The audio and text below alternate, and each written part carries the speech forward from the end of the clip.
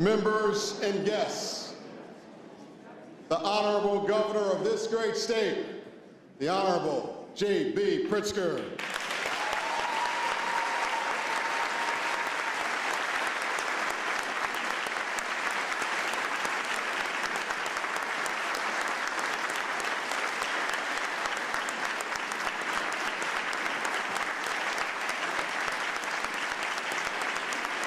Thank you very much. Thank you all very much. Speaker Welch, President Harmon, Lieutenant Governor Stratton, my fellow constitutional officers, members of the 103rd General Assembly, Chief Justice Tice, and of course all the members of the Supreme Court, honored guests, the First Lady of Illinois, my soulmate, MK,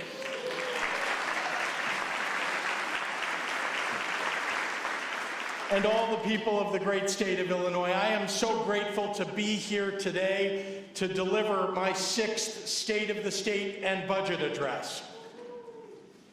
I love my job. I love living in Illinois and spending every day working to improve the lives of our residents. In a world seemingly filled with chaos, it's a privilege to be tasked with bringing stability and progress. We live in a state that's filled with people who exude decency and kindness.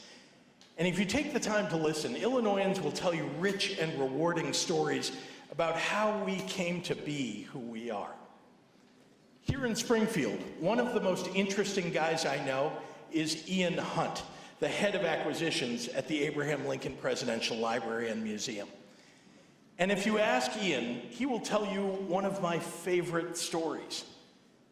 Illinois owns an original version of Lincoln's Gettysburg Address.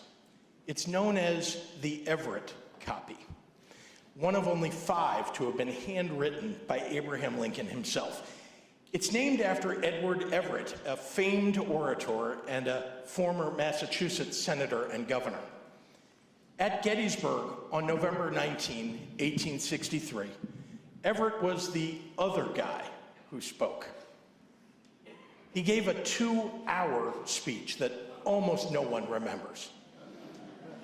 Whenever it was finished, Abraham Lincoln got up and he delivered a 2-minute speech that has never been forgotten. A life lesson for every politician. The Everett copy of Lincoln's Gettysburg Address remained in private hands for almost 80 years. And then in 1943, with a world war raging across the globe, word came to Illinois Governor Dwight Green. The owner of the Everett copy had passed away, and the document was likely to be auctioned off.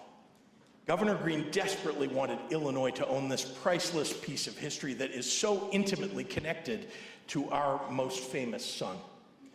So his administration came to an agreement with the seller to purchase it for $60,000. The problem was Illinois didn't have $60,000 to spend on the Gettysburg Address in 1943, and Governor Green knew this. So he did something unusual. He enlisted the school children of Illinois to collect pennies and nickels to raise the money. There must have been great skepticism that kids were going to come up with enough money to buy the Gettysburg Address for the state, especially in the middle of a Cold War, of a world war, and at the heels of the Great Depression. But no one should ever doubt the children of Illinois.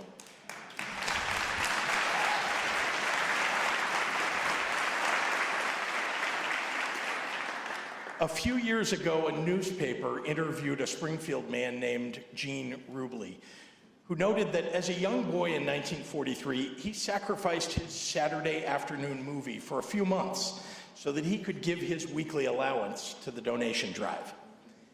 It took the children of Illinois only 6 months to raise $40,000. Marshall Field III, the grandson of the famous department store magnate, helped with the rest. In March of 1944, almost exactly 80 years ago, 4 school children presented the handwritten Gettysburg Address to the Illinois State Historical Library, and it has been our most valuable state artifact ever since. I love this story. It has everything: imagination, ingenuity, sacrifice, patriotism.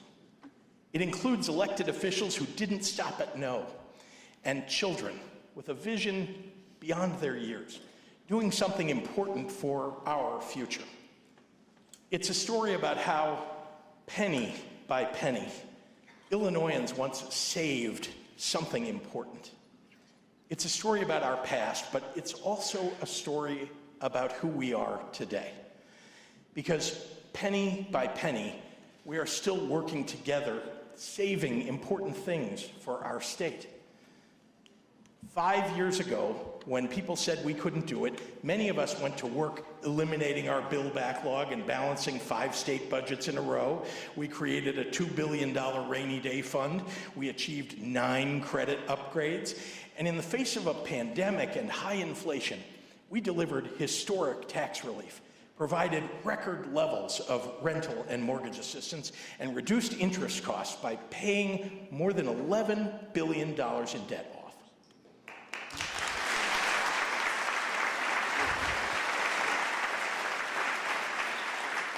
We've also grown Illinois' economy to over $1 trillion. That's more than most nations.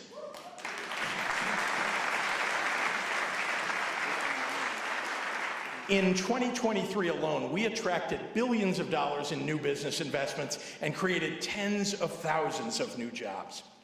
In fact,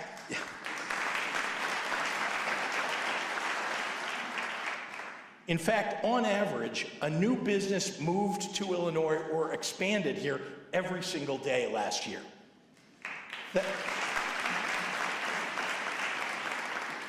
Thanks to our bipartisan tax credit legislation, Illinois is now the world's 4th largest data center market, and we broke an all-time record for film and TV production revenue. Tourism is booming. Last year, Illinois' hotel industry set a record at $5.5 billion.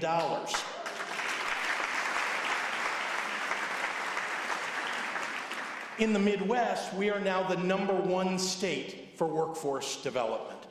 Across all 50 states, we are #2 for infrastructure, #2 for education, #3 for power grid reliability. We have the #1 and #2 best business schools in the country. And since 2018, we've moved up a whopping 13 spots in CNBC's Best States for Business.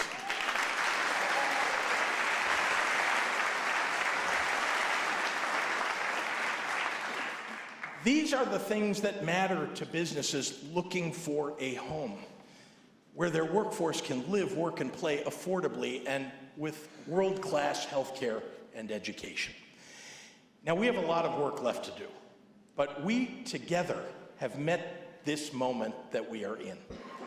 Do not let the doom grifters steal your optimism about what's ahead for Illinois. Our future is bright, and opportunity lies ahead.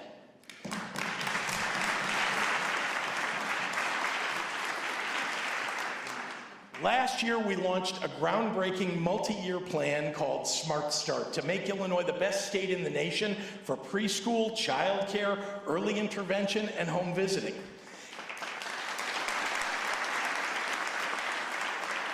It's already making a huge difference for young families across Illinois. We thought we would be able to add 5,000 preschool seats by the end of year 1. We exceeded that goal by 15%. We created 5,823 new preschool spots, all of which are options that parents didn't have before. As a result, right now, we have over 82,000 publicly funded preschool classroom seats, the highest number in our state's history. And staying on the Smart Start plan, we will achieve universal preschool by 2027.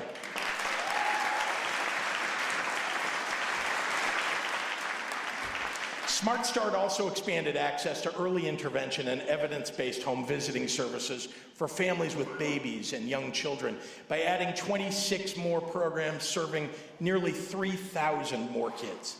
And we established the nation-leading early childhood workforce grant program thanks to our initial investment of $130 million, stabilizing and raising wages for a workforce that is primarily women and people of color. That helps providers maintain and grow staffing while still delivering the quality care that Illinois children deserve.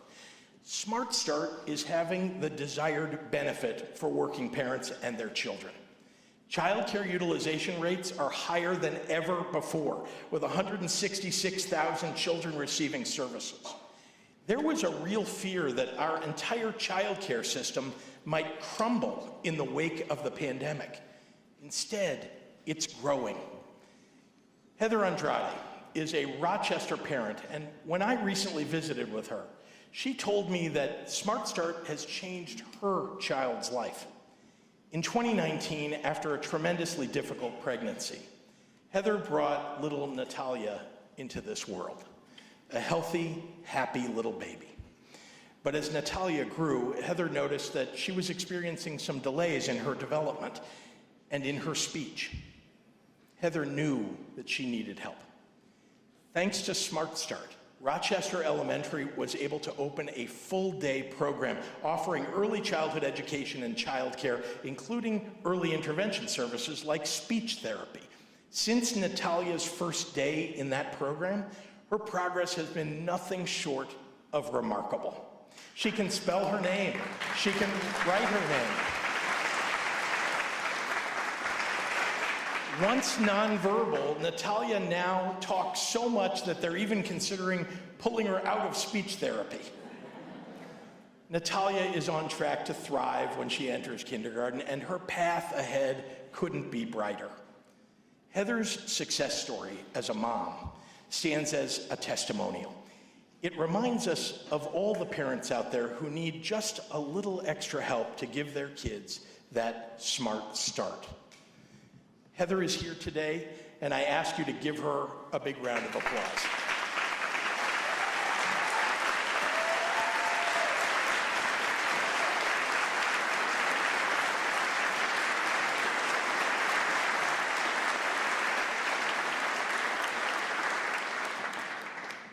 It's with Heather and Natalia in mind that I propose we stay on plan and increase Smart Start funding by $150 million in year 2 to create 5,000 more preschool seats, continue growing childcare, and reach thousands more families with critical early childhood services.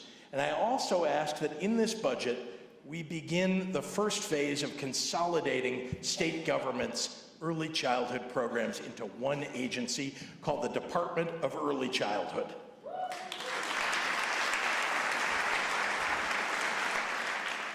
With a $13 million investment, parents and providers will have a one-stop shop for resources and programs, from finding childcare and preschool to accessing early childhood block grants and daycare licensing. Nearly every study shows that investing in early childhood isn't just about your child's first 5 years. It's also about paving the way for success in their K-12 education and beyond. Every single year I have been governor, we have increased our investments in education because a quality education is the foundation of a good life and the cornerstone of a strong society. It's why education has been a central tenet of all 6 budgets I have proposed.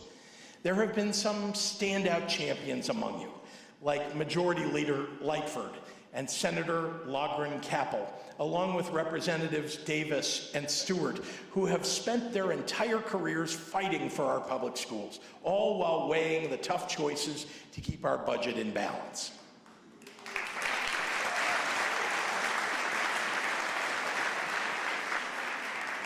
And the results are plain to see. In 2023, U.S. News ranked Illinois high school students #2 in the nation in college readiness, and CNBC ranked Illinois #2 overall for education.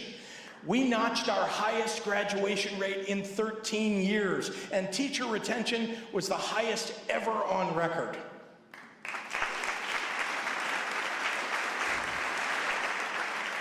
The rate of 9th graders on track to graduate now exceeds pre-pandemic levels. Chronic absenteeism is turning around, and proficiency in both English language arts and math increased dramatically. We can draw a direct line from these results to last year's budget. Our $45 million teacher pipeline grant program brought 5,384 new teachers into the field, reaching more than 730,000 students in 170 districts with the highest need. Teachers are the single most important investment we can make in our schools.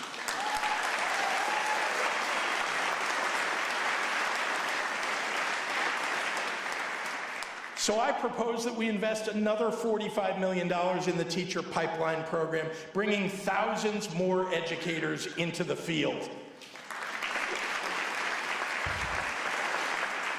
The evidence-based funding model is working. So my budget proposal follows the EBF law's recommendation, increasing it again by $350 million. And we will fully fund special education and continue increasing funds for school transportation by $30 million.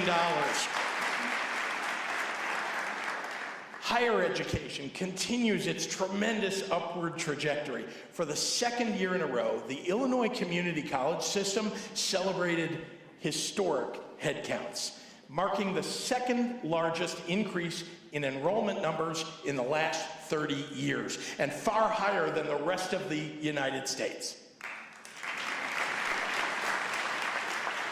More Illinois students are now taking advantage of our great colleges and universities with well-funded MAP grant and AIM High scholarship programs. So the net tuition cost for most Illinois students attending Illinois schools continues to decline.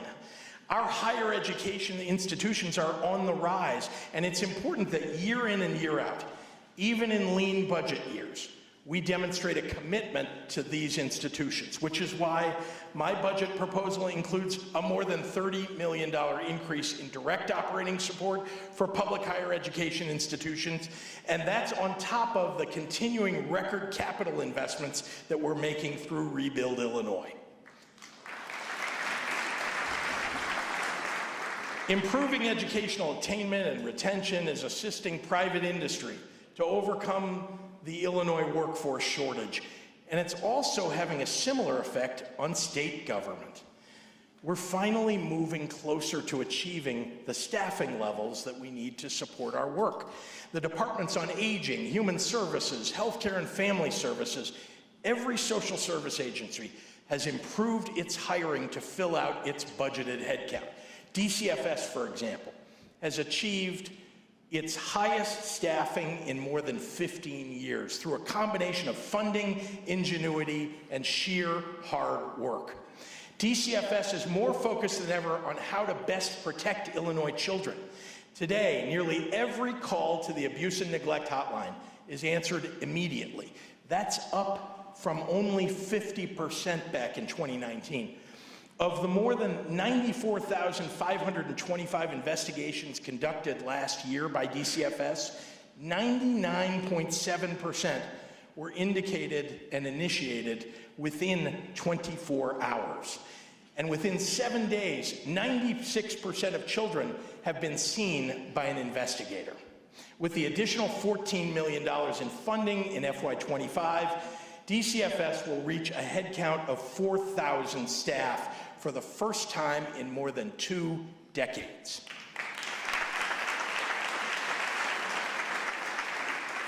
As always, there is more to do, and DCFS is committed to doing it. I want to thank outgoing DCFS Director Mark Smith for his 5 years of service in the state's most difficult job.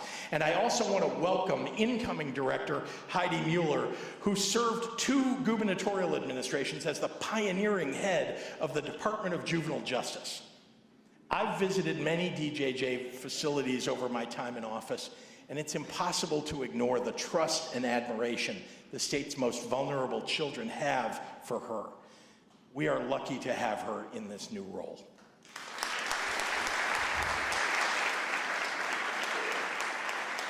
The people who work at DCFS are witness to trauma and heartbreak every single day.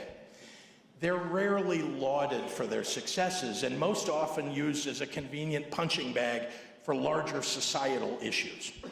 They work long hours, and on occasion, these heroic workers have been the subject of threats and violence.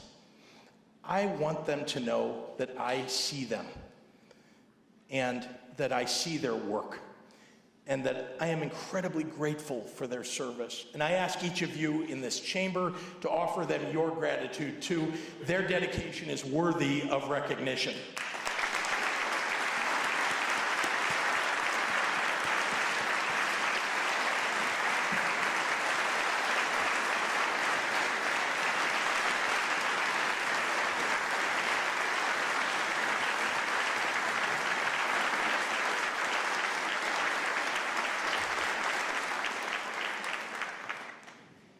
Restoring the safety net has been a goal of mine from the very beginning, but to do so, we've had to work on transforming our healthcare ecosystem.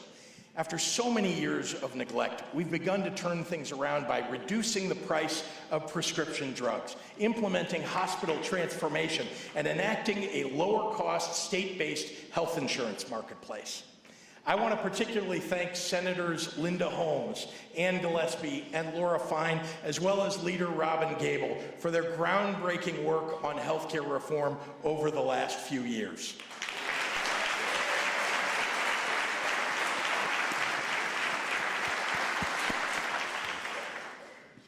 And now it's time that we take another giant leap forward. This legislative session, I'm introducing a bill to curb predatory insurance practices, putting power back into the hands of patients and their doctors.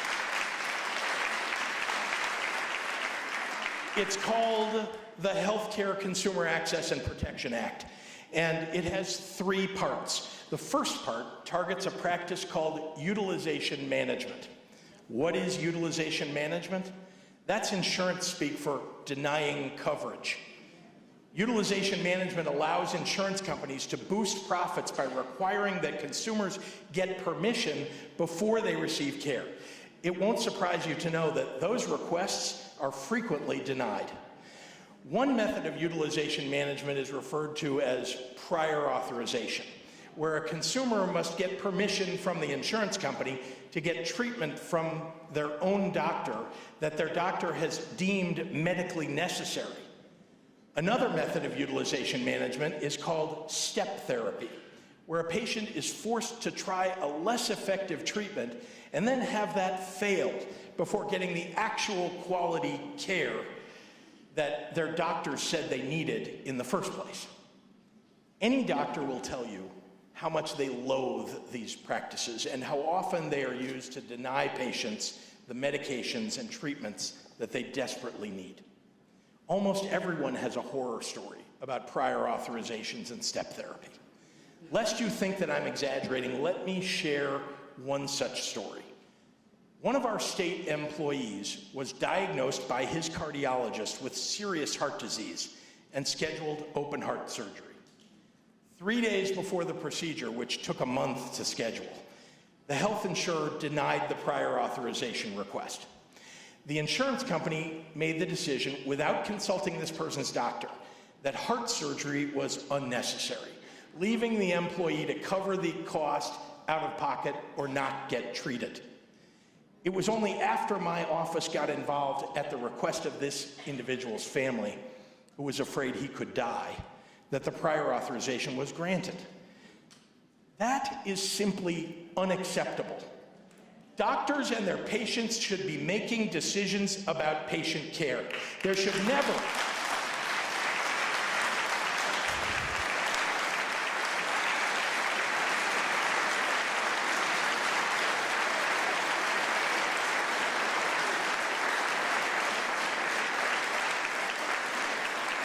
There should never be an instance where an insurance company employee can deny coverage for something as serious as open heart surgery.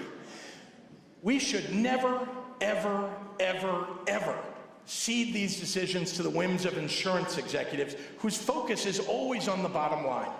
When it comes to patient care, the only bottom line that really matters is what needs to be done to keep people healthy. The legislation I'm proposing would totally ban step therapy in Illinois and force insurance companies to use the same definitions of medical necessity that doctors use. Among the other features of this bill, Illinois will become the first state in the nation to ban prior authorizations for inpatient adult and children's mental health care.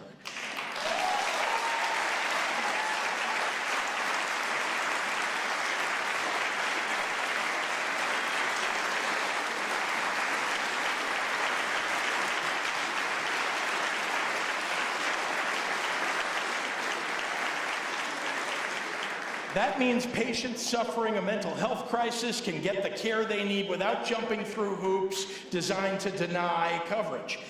And we're going to make sure that insurance plans publicly post all treatments that require prior authorization so consumers can compare plans when they're shopping for coverage. We're also going to prohibit insurance companies from selling short-term limited duration plans, also known as junk insurance. These are plans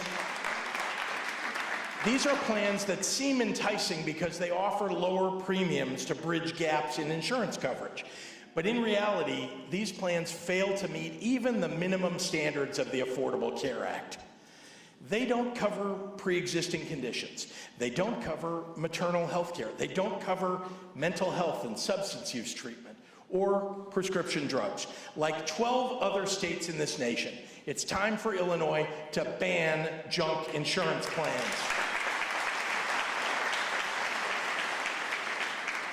The second part of this legislation covers network adequacy. That's the standard insurance companies must meet to ensure that there are enough in-network doctors to treat consumers when and where they need health care. In recent years, we've seen the rise of ghost networks. That's where an in-network directory shows doctors and specialists who in reality either aren't accepting new patients, aren't in-network, or don't exist at all. Health insurance companies should be helping consumers get quality care, not tricking them.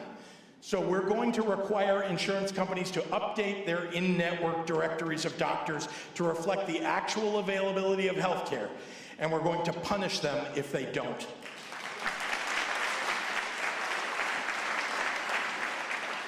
The third piece of the Healthcare Consumer Access and Protection Act prevents insurance companies from unfairly increasing rates on consumers.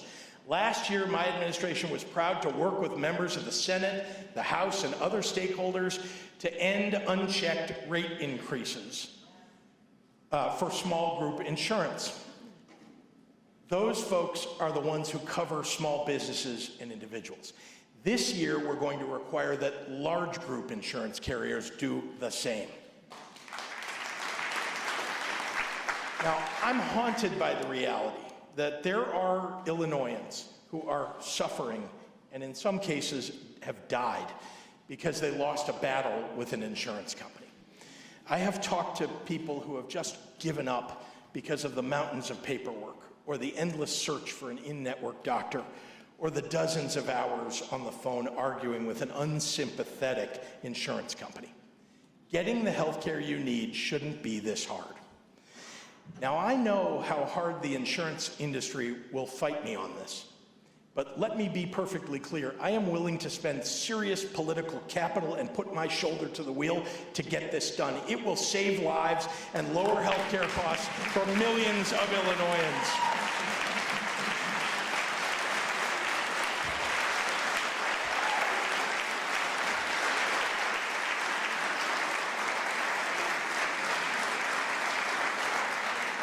It's also time to help those who have suffered financial harm, often through their no fault of their own, from past failures of a broken health insurance and healthcare billing system.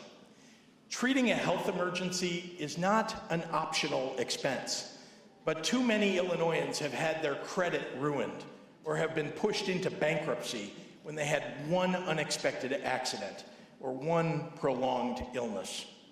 So today, I propose that over the next 4 years, we eliminate $4 billion of medical debt for over 1 million Illinoisans.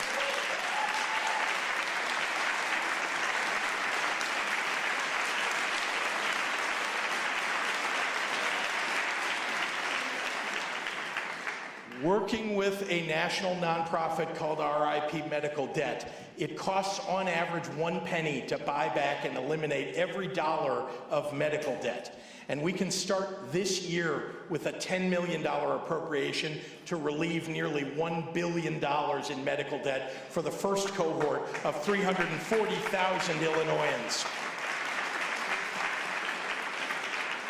County Board President Tony Preckwinkle has already done this for residents of Cook County. Let's make this a reality for all of Illinois.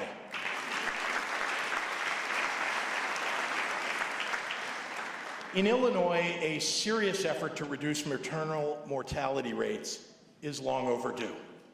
And Black women in our state are 3 times more likely to die from pregnancy-related causes than white women. It's imperative that we act now, ensuring that as we do, we also reduce and eliminate racial disparities.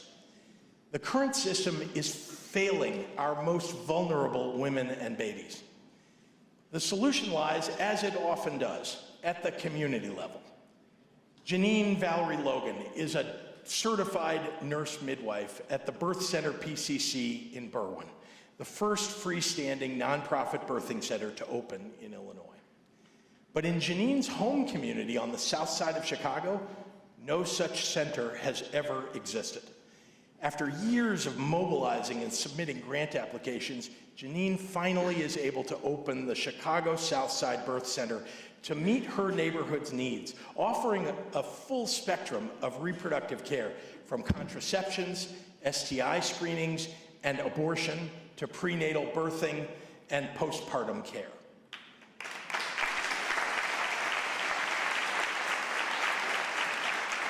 It can be a model for how Illinois can decrease Black maternal mortality. Because of the work that my administration has already done, beginning this year, doulas, midwives, and lactation consultants can now be recognized as Medicaid healthcare providers, ensuring that they can be fairly compensated.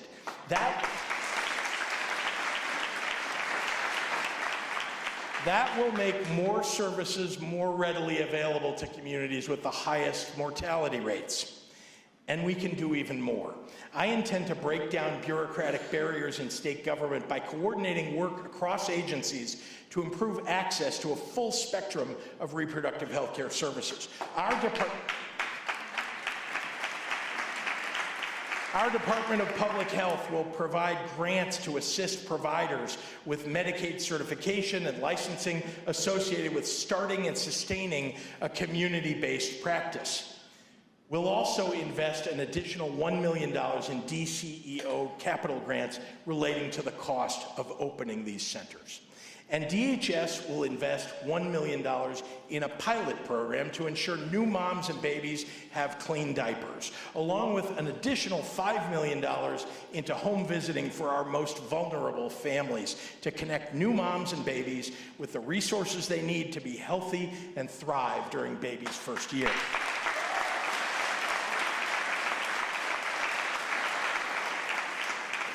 My budget also proposes investing $12 million to create a child tax credit for families raising our youngest children.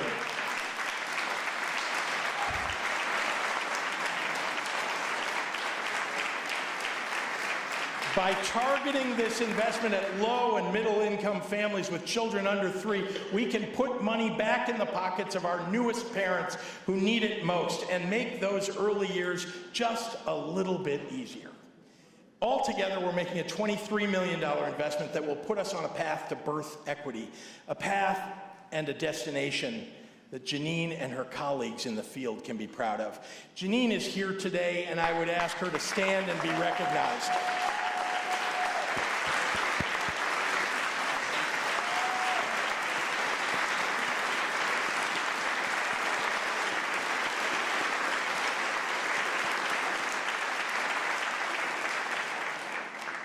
One of my missions as governor is to make life easier for working families. Establishing a child tax credit, eliminating medical debt, lowering the cost of healthcare, making it easier to get a college education, bringing quality childcare closer to home so moms and dads can go to work. These are not esoteric policy proposals, but actually do lift the burdens up away from everyday Illinoisans. And even though inflation continues to cool off, folks are still feeling the squeeze every week at the grocery store. So there's one more thing that we ought to do. For the good of our state's working families, let's permanently eliminate the grocery tax.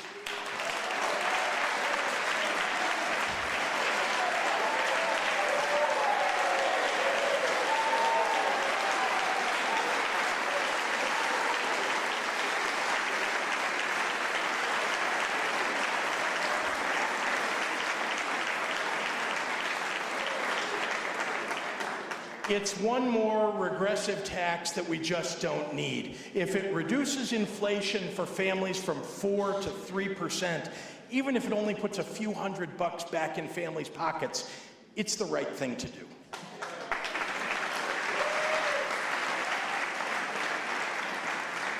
Food access is far from the only necessity that we're tackling. In 2021, I signed an executive order that launched Home Illinois, a whole-of-government approach to prevent and end homelessness.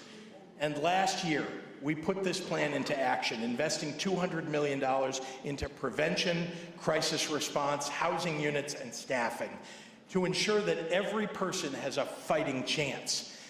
In a matter of months, Home Illinois sustained and created thousands of new shelter beds for longtime Illinois residents across this state. We provided housing and services to young adults aging out of foster care who were at risk of becoming unhoused. And we gave one-time financial support to working Illinoisans who, due to an acute crisis, fell behind on their rent and risked losing their home or their apartment. We kept thousands of Illinoisans in their homes, people who might otherwise have been unhoused. Take Jasmine, for example. Jasmine was living in her car with her 5 children while she was 8 months into a high-risk pregnancy. When Jasmine was finally connected to Housing Forward, a homeless services agency in Oak Park, they immediately took her in, providing shelter and wraparound clinical services. While at Housing Forward's RISE Center, Jasmine gave birth to a healthy little baby, enrolled her kids in early childhood education, registered for a GED program, and now Jasmine is looking for employment. Today, she's on a path to permanent housing. There are many hundreds of people like Jasmine all across this state in need of help.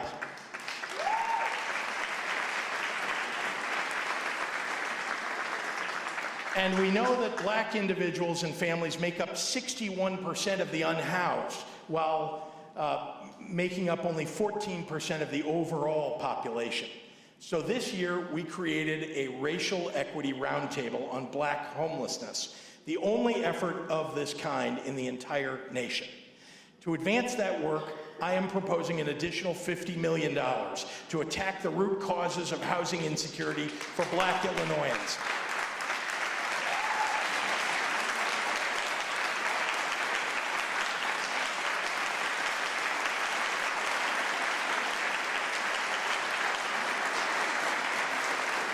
And all the while, we are going to continue to serve other at-risk populations like veterans and those who are medically vulnerable with the shelter and wraparound services they need.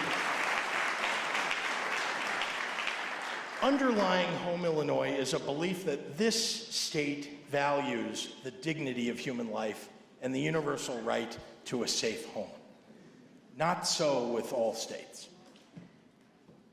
I would build a wall of steel, a wall as high as heaven, against the admission of a single one of those Southern Europeans who never thought the thoughts or spoke the language of a democracy in their lives. Those words were spoken 100 years ago by Georgia Governor Clifford Walker at a Ku Klux Klan rally. But the reality is, It could have been a social media post by Donald Trump last week. Time might march forward, but our society's worst impulses seem never to go away. I've spoken many times about my own family's refugee history. I will not join the chorus of people in this country or in this chamber who eagerly look to slam shut an immigration door that was once open to our ancestors.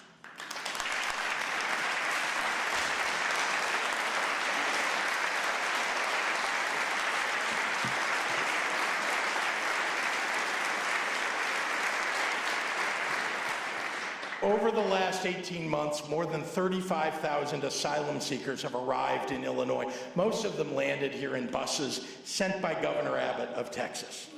Abbott willfully planned the arrival of these individuals in locations and at times that would engender the maximum chaos for the city of Chicago and for the asylum seekers themselves.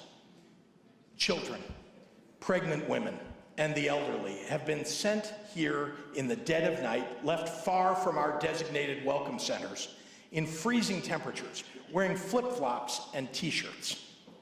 Think about that the next time a politician from Texas wants to lecture you about being a good Christian.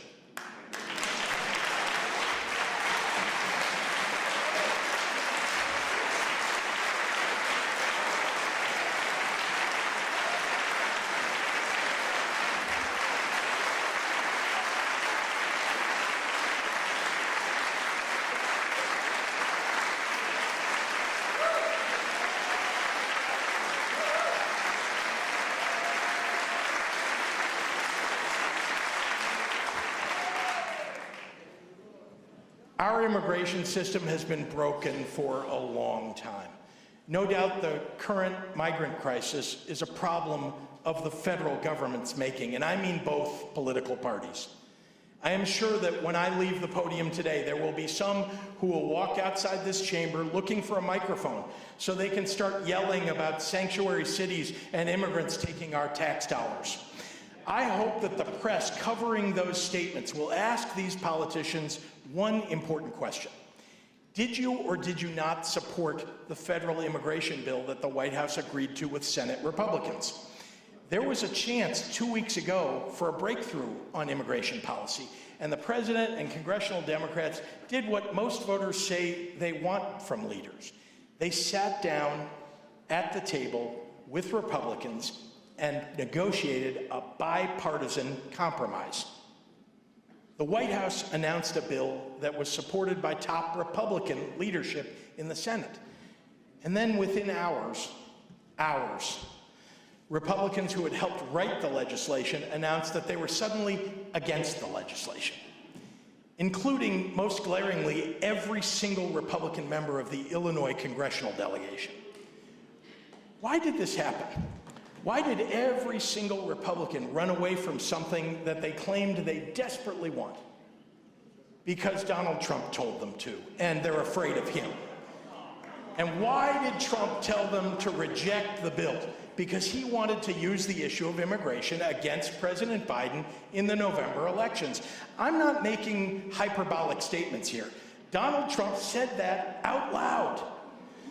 That bill would have helped Illinois. It would have provided money and resources that we don't normally receive as a state far from the southern border.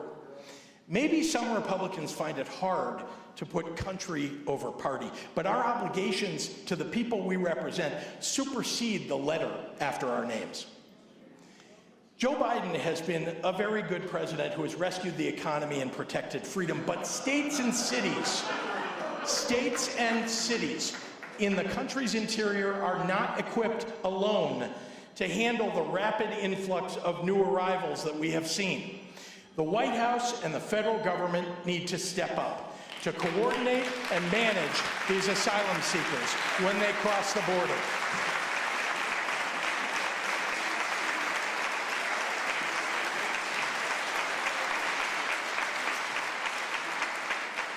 And they shouldn't leave it to the governor of Texas, who has no goal but to sow chaos and destruction. Listen, maybe some of you think that we should just say, this is not our problem, and that we should let the migrant families starve or freeze to death. But that's not what decent Midwesterners do. That's not what leaders do. We didn't ask for this manufactured crisis, but we must deal with it all the same.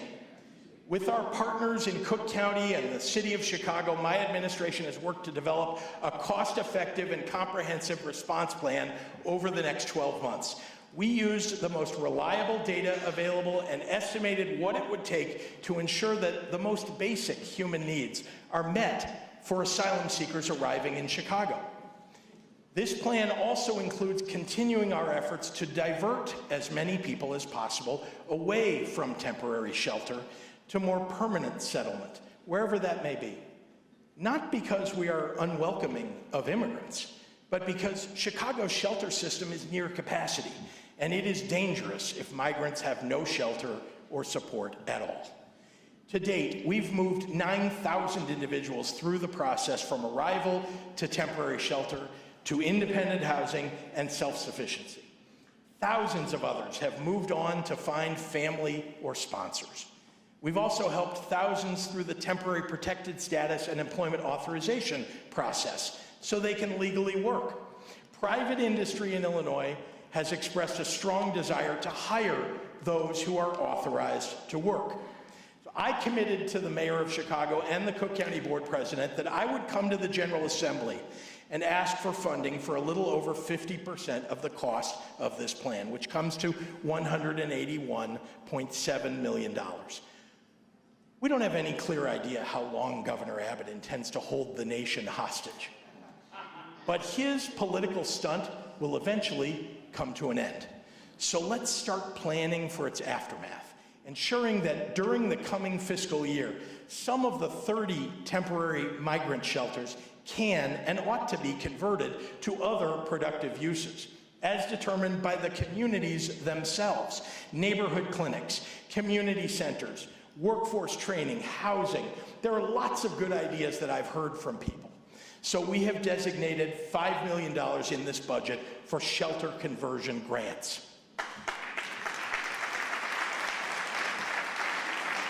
Now, I won't pretend that any of this is easy, but it would be irresponsible to do anything but come here, lay out the scope of the challenge, tell you what I think we need to do, and then work with you to make it happen. Personally, I think each of us should follow the examples set by the good people of our state. Evanston's Mike Moyer is fixing up bicycles to donate to migrants. Chicago's Samantha Ulavong is teaching English to our new neighbors on a South Loop basketball court. And then there's Oak Park's Elaine Pierce. A retiree, Elaine opened her modest 2-story, 3-bedroom home to 7 new family members, as she would say, absorbing all of the costs on her own. Mike, Samantha, and Elaine are among the best of us, epitomizing what it means to be an Illinoisan through and through. Let's thank them today.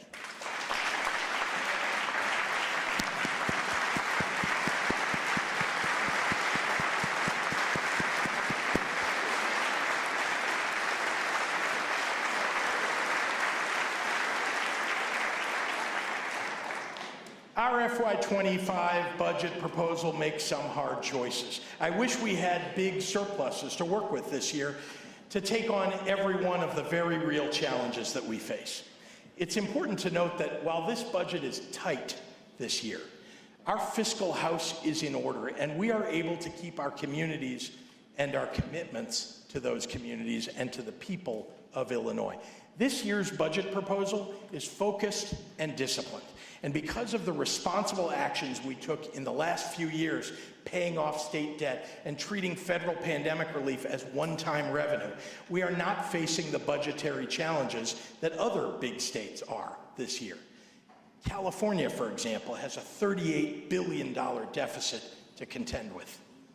Meanwhile, Illinois' budget is balanced, and it builds upon all of the progress that we've made, paying our pensions in full, investing more in our public schools, social service agencies, and healthcare, while addressing the immediate and unique needs of the coming fiscal year.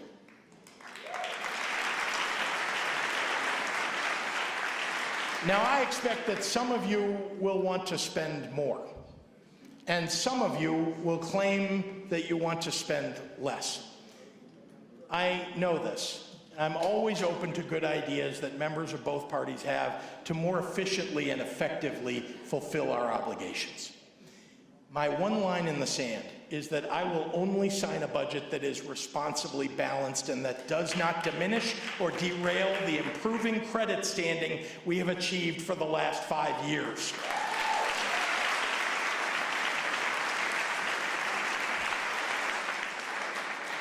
"80 years ago, in the middle of a world war, our state decided it wanted to preserve an important memento of our past. Governor Green knew that Illinoisans in every corner of this state were watching their family and friends and neighbors die half a world away fighting fascism.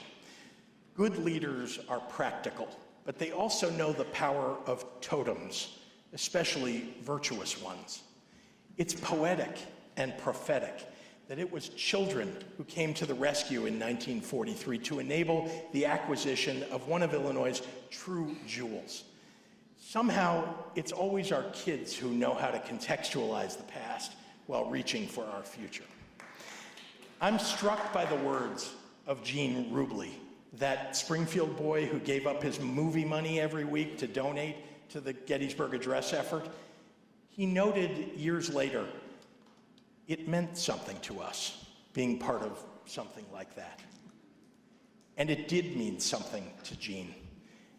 It sparked a lifelong love of history. When he retired, Rubley worked as a docent at the Abraham Lincoln Museum, where on so many days, he delighted in showing visitors the document that he helped buy so many years ago. Gene's story and the generosity of Illinois' children in 1943 is a reminder of something important. Our citizens rightfully ask a great deal of their representatives, but they are always willing to give so much of themselves in return. That reciprocal investment is the essence of statesmanship and citizenship. It's what makes a society strong. It is what has made Illinois great. Thank you. God bless you. God bless the great state of Illinois. And God bless the United States of America.